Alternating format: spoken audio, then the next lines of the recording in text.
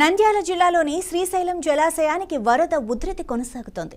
Jurala project నుంచి భారీగా వస్తున్న వరద ప్రవాహంతో డ్యాంకు కళ వచ్చింది. ప్రస్తుతం జూరాల నుంచి 2,07,821 క్యూసెక్కుల నీరు శ్రీశైలం జలాశయానికి చేరుకుంటోంది. ఇన్ఫ్లో భారీగా ఉండటంతో అధికారులు అప్రమత్తంగా వ్యవహరిస్తున్నారు. నీటి మట్టం వేగంగా పెరుగుతోంది. దీంతో డ్యాం నిండు కుండలా కనిపిస్తోంది.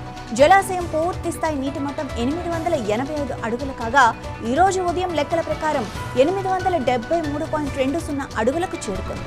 పూర్తి స్థాయి నీటి నిల్వ సామర్థ్యం 215.8070 టీఎంసీ అయితే ఇప్పుడు 155.2652 టీఎంసీల నీరు నిల్వ ఉంది.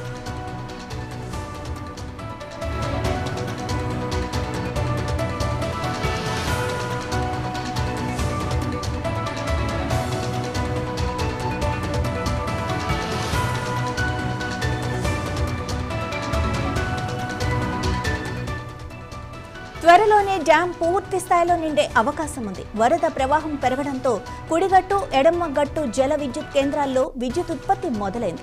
ప్రస్తుతం 30,518 క్యూసెక్కుల నీటిని దిగువకు విడుదల చేస్తున్నారు. అధికారులు ఎప్పటికప్పుడు పరిస్థితిని పర్యవేక్షిస్తున్నారు.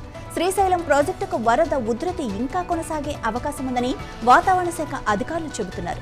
దిగువ ప్రాంతాల ప్రజలను అప్రమత్తం చేస్తున్నారు.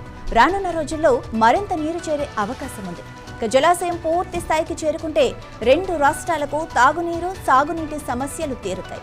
ఈ వరద ప్రవాహం రైతులకు ఎంతో ఉపశమనం కలిగిస్తోంది.